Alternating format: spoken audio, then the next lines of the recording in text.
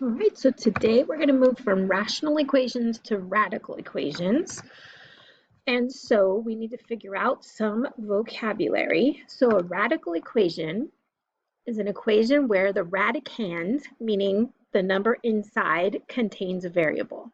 Okay, so if you have a radical with an x inside, that's a radical equation, assuming that it's equal to something. Now here's the issue. There are extraneous solutions that you could do absolutely wonderful work, and yet when you substitute it back into the original equation, it makes the equation false. So kind of like when we were graphing the rational equations and something would cancel, and we do this beautiful job of graphing, but there was a hole in the graph that we didn't think about if we didn't pay close attention with that x minus 3, with the denominator canceling out. I was thinking about a particular problem. All right. So what that means is you always have to check your answers. So it's not, did I do the work correctly? It's, is that answer a correct answer? All right, so we're going to start this out nice and easy, and then we're going to work our way to a little bit more difficult problems. You should have seen this before in your Algebra 2 class. So just like when we had a square, we took the square root of both sides to get rid of it. The inverse of a square root is a square. So we're going to square both sides to make that radical go away. So this radical cancels this square, and we get x minus 2 is equal to, and 6 times 6 is 36. So then if we add 2 to both sides, we end up with x is equal to 38. Now, before I can box that, I want to double check that. So going back to my original, we're going to say that the square root of 38 minus 2, and I want to see if that's equal to 6. So I put a question mark up there because I don't know if that's it for a fact. So this happens to be the square root of 36, and that does equal 6. And so now we can say this is a good solution to that radical. All right, so take a moment and see what you can do with this one, and I'll give you a little hint that the inverse of a cube root was a cube. Remember back when we were graphing. So I'm going to start you off. You're going to cube both sides, and then go ahead and pause this video and see if you can solve that for x. So this cube root and this cube cancel, and that leaves us with x squared minus 1 is equal to, and then we get 3 times 3 is 9. So then if I add 1 to both sides, sorry, I did that incorrectly. Let's fix that. So this is 3 to the third. So we get 3 times 3 is 9, but then we have to multiply that by 3, and we get 27. Sorry about that. And so then we're going to add 1 to both sides, just like we said. And so we have x squared is equal to 28. And so then I'm going to take the square root of both sides, which means we have to plus or minus. And just to let you know, up here, you may have been tempted to want to call this the square root of x squared minus the square root of 1. But just like canceling with canceling with addition in the middle, we can't do that. We can't separate addition and subtraction inside of a radical. If it was multiplication or division, we can, but addition and subtraction, we can't do it. We won't get the same answer. All right. So here we go. We've got x is equal to plus or minus the square root of 28. So then we want to look at 28. And remember, we've got perfect squares like 1 squared is 1, 2 squared is 4, 3 squared is 9, 4 squared is 16, etc. So we want to look at that list and see, do any of those divide evenly into 28? So hopefully you see that 4 divides evenly into 28 7 times. So the square root of 28 is the same as the square root of 4 times the square root of 7. Again, I can separate that because it was multiplication. So now I can say x is equal to plus or minus, and then the square root of 4 is 2, and we don't know the square root of 7. So I'm going to hold off on boxing this for a minute. So I want to test x equal to the square root of 28, which is really the positive 2 root 7. And when I plug that back in, I have the the cube root of the square root of 28 squared. There's a lot of stuff in here. Minus 1 equal to 3. So again, we couldn't have canceled the cube root with the square anyway, now that I noticed that. Okay. So when I square a square root, they cancel. So this is the cube root of 28 minus 1. And so we're trying to figure out, is that equal to 3? So this is the cube root of 27, and is that equal to 3? And since 27 is 3 times 9, and 9 is 3 times 3, we can say yes, the cube root of 27 is equal to 3. If I substitute x equal to negative root 28, that would be substituting the negative 2 root 7. So that's the cube root of negative root 28 squared minus 1, and we want to know, is that equal to 3? And notice a negative squared is going to give me a positive. So I'm going to have the cube root of positive 28 minus 1. And since that matches what we have up here, this equation here matches this equation here. Once I write in the equals 3, this was 8 by the way, then I can say, yes, this is going to match. And so both of these answers are good answers. Nothing is extraneous.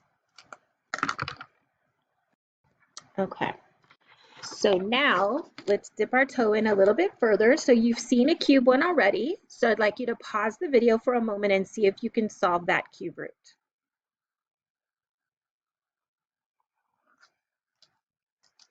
So hopefully you're seeing that the inverse of a cube root is a cube. And so we're going to cube both sides. So on this side, the cube root cancels with the cube and we get 7r plus 5.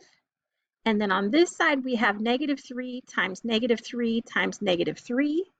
So that gives me positive 9 times negative 3, which gives me negative 27. Okay, so then to solve for r, we're going to subtract 5 from both sides.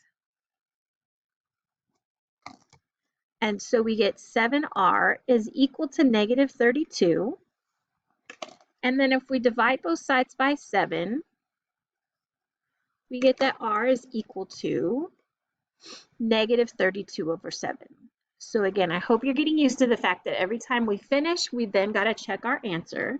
So to do our check, coming over here, this is the cube root of 7 times negative 32 over 7 plus 5, and we want to know, is that equal to negative 3? So here the 7's cancel, and we have the cube root of negative 32 plus 5 equal to negative 3, that's the question mark. Then I have the cube root of negative 27, and I want to know if that's equal to negative 3.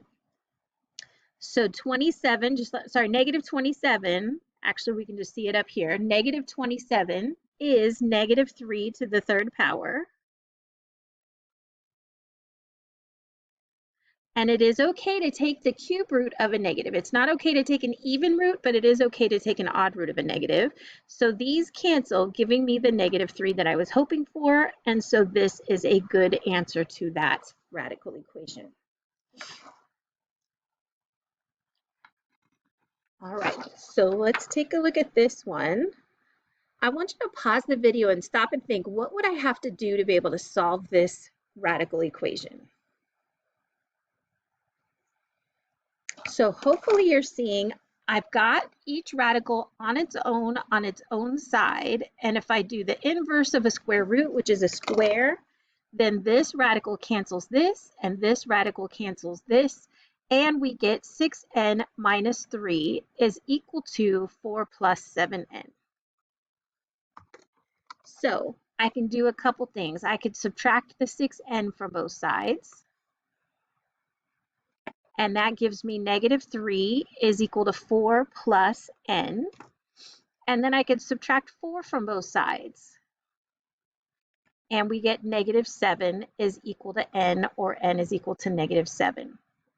So then we want to double check this answer. And do you see that I would end up with the square root of 6 times negative 7 minus 3 equal to the square root of 4 plus 7 times negative 7. And this is where it's going to trick you a little bit. We're going to get negative 45 here. And we're going to get negative 45 here. Whoops. But hopefully you've been hearing me say over and over again, the issues with domain is when you have a denominator of 0, the radical of a negative, or something to do with logs that we'll learn later. And do you see that we end up with a radical of a negative? So even though they happen to be equal to each other, I end up with imaginary solutions. So this is actually not true, and we would have no real solution. So I'm going to show you graphically how that works, because we can actually solve each one of these problems graphically as well. Okay, so I'll start with this one, and then I'll go back to the other ones if we have time in this video.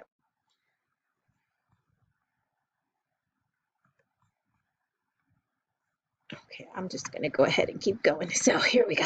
In Desmos, if you take the left-hand side, so I'm going to type in the left-hand side and say y is equal to the square root, and I know you can't see everything that I'm doing, but I'm going to do the square root of 6n minus 3. So that is this radical right here. Okay, so this is the square root of 6n minus 3. So notice it's compressed horizontally by a scale factor of 1/2, and it is translated to the right 1/2, right? All right, so then the right-hand side, I'm going to say y is equal to, and then I'm going to do the square root of 4 plus 7n. And do you see we get this blue graph? And even if I go out really, really far, do you see that those two graphs are never actually going to touch? And so that means that we do not have a solution to that equation because they never touch in the real world. You would only get probably an imaginary solution, but we're not even going to worry about that. So if we come back to the previous problems, let me see if I can do this easily. We can come back to question A. So what we're going to do when we go on Desmos is we're going to set y equal to the square root of x minus 2, and we're going to set y equal to 6 and see what happens. So in Desmos, my mouse is the most frustrating thing of all. So I've got y is equal to the square root of x minus 2. So I've got that nice little radical equation right there. And then I'm going to do y is equal to 6. And so I get this horizontal line up here. And remember we said, x is equal to 38. So we haven't gotten out far enough. So if we zoom out a little bit, do you see that they actually do cross right here at x is equal to 38. So we get 38, 6. So that is a good solution, and it does actually cross. So if we take a look at the next graph, that was B, that was this one right here. So we're going to say y is equal to the cube root of x squared minus 1. And we're going to say y is equal to 3. And we want to see where those cross, and hopefully it's at this value. Actually, you know what? I'm going to skip this one because it would be a rounded answer anyway. So we'll pause on that one. And then this one, if you could figure out the rounded answer of the fraction, you could find it on Desmos, but I just want to stick with ones that are easy to see on Desmos. So we saw that this one was not part of that graph. And so I'm going to pause the video before I move on to the next one because they get a little bit more difficult there.